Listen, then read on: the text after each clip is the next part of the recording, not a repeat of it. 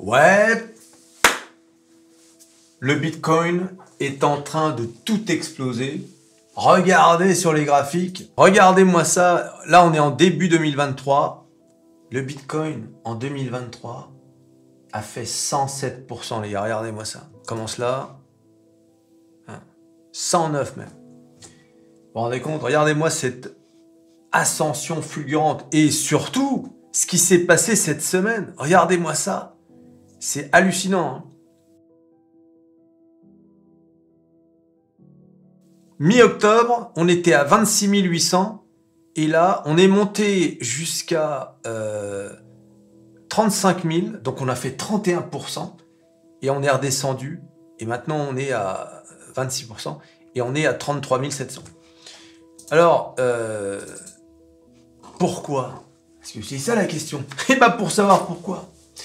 D'abord, il faut être abonné à mon Twitter, puisque c'est là que j'annonce les trucs. Et bien sûr, le détail de l'info, c'est sur métamorphose47.com, le meilleur site de bourse et de finance. Regardez! Le Bitcoin explose suite aux spéculations sur le lancement d'un ETF Bitcoin lancé par BlackRock. Le Bitcoin a atteint son plus haut niveau depuis mai, alors que des spéculations surgissent sur le lancement d'un fonds négocié en bourse ETF Bitcoin au comptant, hein, c'est-à-dire un ETF spot.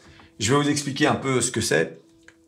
Par BlackRock, le plus grand gestionnaire d'actifs au monde. Alors BlackRock, c'est plusieurs trillions de dollars d'actifs. Des documents récents indiquent que BlackRock pourrait fournir un financement initial pour son iShares Bitcoin Trust ce mois-ci, suscitant ainsi l'enthousiasme du marché. Et oui, mais... Alors, amorçage potentiel des ETF Bitcoin de BlackRock. Le 23 octobre, la communauté financière a remarqué un dossier mis à jour par BlackRock suggérant que la société pourrait alimenter son iShares Bitcoin Trust en espèces dans un avenir proche. Ce processus est une étape cruciale dans le lancement d'un ETF où les fonds initiaux sont fournis pour acheter du Bitcoin, créant ainsi des actions à échanger. Alors, il y a déjà des ETF sur le Bitcoin, mais ce sont des ETF sur des contrats futurs. C'est-à-dire que tu spécules sur le prix du Bitcoin. Hein, tu achètes des contrats sur un certain prix en espérant que le prix monte ou descend si tu shortes. Si c'est un ETF qui shorte le Bitcoin. Sauf que là, c'est un ETF au comptant. Qu'est-ce que ça veut dire? Ça veut dire qu'en fait, tu ne vas pas acheter des contrats futurs. Tu vas acheter du Bitcoin au prix au moment où tu l'achètes. C'est-à-dire que si le Bitcoin, là maintenant, on a vu qu'il était à 35 000, eh bien, tu vas l'acheter à ce prix-là. Au moment où tu l'achètes, ce ne sont plus les contrats. Tu vas me dire, ouais, mais c'est quoi la différence entre ça et acheter du Bitcoin? La différence, c'est que c'est BlackRock qui s'occupe d'acheter les Bitcoins. Toi, tu achètes l'ETF qui possède les Bitcoins. Donc, en fait, tu possèdes les Bitcoins par l'intermédiaire de BlackRock. Tu n'as plus donc à avoir de porte-monnaie virtuelle, hein, des wallets, et tu n'as pas à te compliquer la vie avec l'achat de Bitcoin, ce qui peut repousser les gens. Donc, en fait, le fait que BlackRock crée cet ETF, ça veut dire que c'est l'opportunité pour de nombreuses personnes qui ont de l'oseille et qui veulent le placer dans les crypto-monnaies, mais qui n'osaient pas justement se complexifier la vie parce que c'est un peu compliqué, là, d'investir directement dans le Bitcoin en faisant confiance à une entreprise énorme comme BlackRock. D'accord? C'est une institution, BlackRock. C'est pas FTX, tu vois. Donc, BlackRock a initialement déposé sa demande de TF Bitcoin au comptant en juin, ce qui a conduit à une série de dépôts similaires de la part d'autres émetteurs actifs.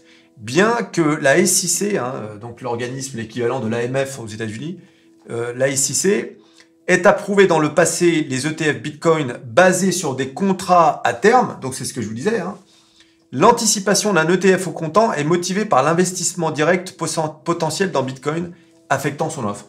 Impact sur le marché et spéculation. La nouvelle des progrès vers le lancement d'iShares Bitcoin Trust a eu un impact significatif sur le marché des crypto-monnaies. Tu m'étonnes.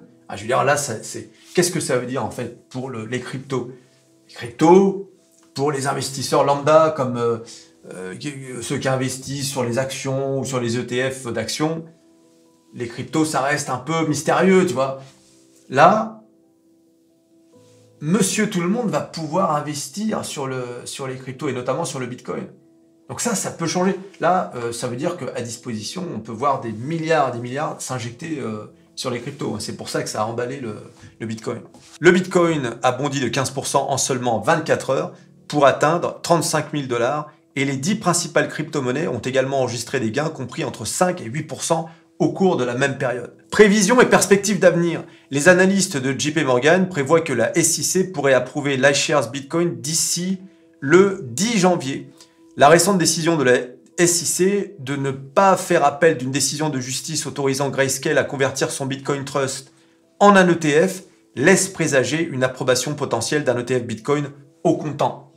Les traders réagissent déjà à la nouvelle, comblant l'écart entre le prix du BTC et celui des actions du Bitcoin Trust de Grayscale. Alors là, j'imagine que si vous ne suivez pas du tout, vous êtes un peu perdu.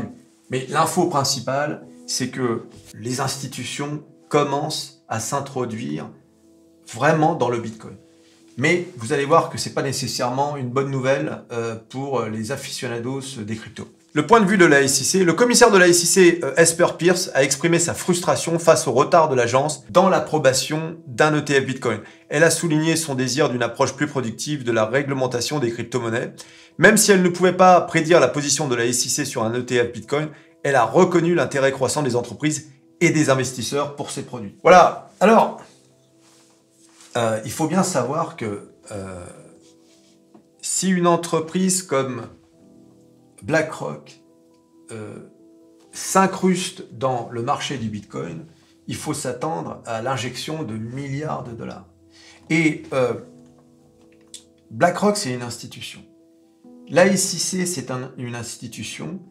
Et forcément, on ne peut pas imaginer que de telles décisions sont prises sans le feu vert de la Maison-Blanche. Quelle est l'inquiétude pour les gouvernements concernant les cryptos? C'est que les gens adoptent de plus en plus les crypto-monnaies. Je rappelle que les crypto-monnaies, le principe, c'est que c'est décentralisé. Donc, il n'y a plus de banques. D'accord? Les gouvernements, c'est le pire des cauchemars de ne plus avoir la main sur la monnaie. Donc, du coup, beaucoup craignent, et ils ont raison, parce que moi, je pense comme ça aussi, que l'introduction de BlackRock, l'accord de la SEC, et donc la surveillance du gouvernement sur le marché du Bitcoin, faut pas rêver, hein. Ça a un seul but, contrôler le Bitcoin, contrôler les crypto-monnaies. Jamais, écoutez bien, jamais les gouvernements ne laisseront une monnaie se généraliser au sein de la population sans avoir le contrôle dessus. Jamais. D'accord? Ça, il faut bien que vous compreniez. Ils vont pas laisser s'échapper le pouvoir de l'argent. En plus, il y a une autre inquiétude, justement, qui rejoint celle-ci, hein, la première, c'est-à-dire de voir un gros mastodonte comme BlackRock surveillé par la SEC mettre la main sur les bitcoins, c'est le système de ce qu'on appelle le fork. Qu'est-ce que c'est le fork? Au départ, le bitcoin, c'est généré par des blockchains, c'est-à-dire des blocs de données. Ces blocs de données permettent de revenir jusqu'à l'origine du bitcoin. Et toutes les transactions sont enregistrées. Toutes les transactions, je ne sais pas si vous imaginez. Donc c'est pour ça que ça nécessite une puissance de calcul de malade. Et un fork, qui veut dire fourchette en anglais, donc une fourche, ça permet de dévier de la blockchain originale. Alors là, ça devient un peu compliqué, mais peu importe.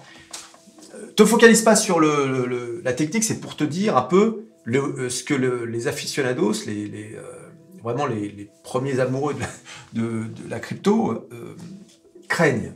Et donc, pour ajouter de nouvelles fonctions, de moderniser un peu la blockchain, on peut dévier et créer une nouvelle blockchain, d'accord? Sans toucher à la première. Et donc, tu as deux sortes de déviations, de fourches, de fork.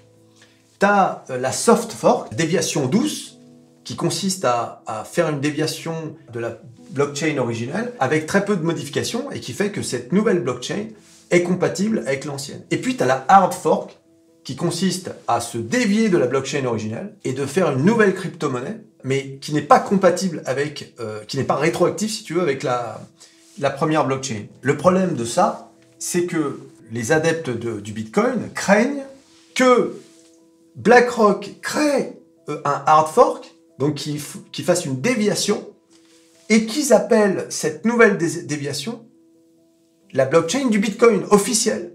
Seulement, cette nouvelle blockchain, ce serait sous leur contrôle, et donc sous le contrôle des institutions américaines.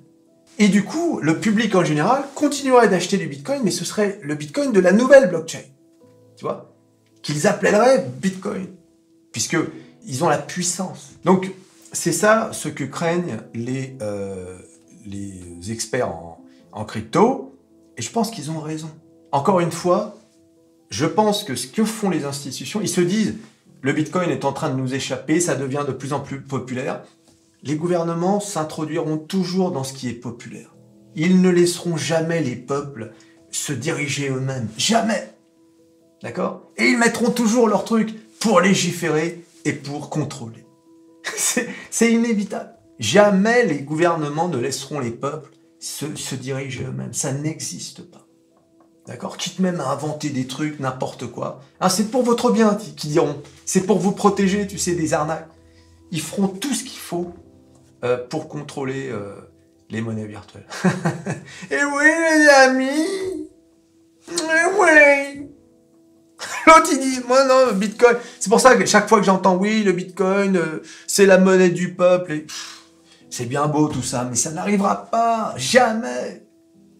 Jamais ils ne laisseront. Ils ont laissé quand c'était un peu marginal. Mais depuis que c'est monté en puissance, surtout depuis le Covid, depuis que c'est monté à 66 000 $, 68 là, c'est fini. Voilà. Et oui. Aïe, aïe, aïe. Bon, au passage, parce que c'est toujours... on est quand même sur Métamorphose 47. Voilà, le marché était vert, hein, et là, regarde, il se remet, voilà, le Nasdaq, il était bien monté, on était à plus d'1%, là, et puis regardez, maintenant, on est à 0,20. Voilà, c'est... Eh oui, c'est pas bon, hein. C'est pas bon. Voilà, Ah, les amis. Ah, que dire, que dire. À noter qu'Atos, ça fait plus 7,83% à 5 € l'action. Hein, un peu comment c'est manipulé jusqu'à l'os, tout ça. C'est incroyable. Hein. Ah ouais, les amis. Atos est devenu le paradis des day traders et des scalpers. Tu t'abonnes, tu likes, tu partages, tu cliques, cliques, cliques sur à peu près tout ce qui peut te cliquer. Le Bitcoin, BlackRock, et on se revoit à la prochaine vidéo. Allez, salut.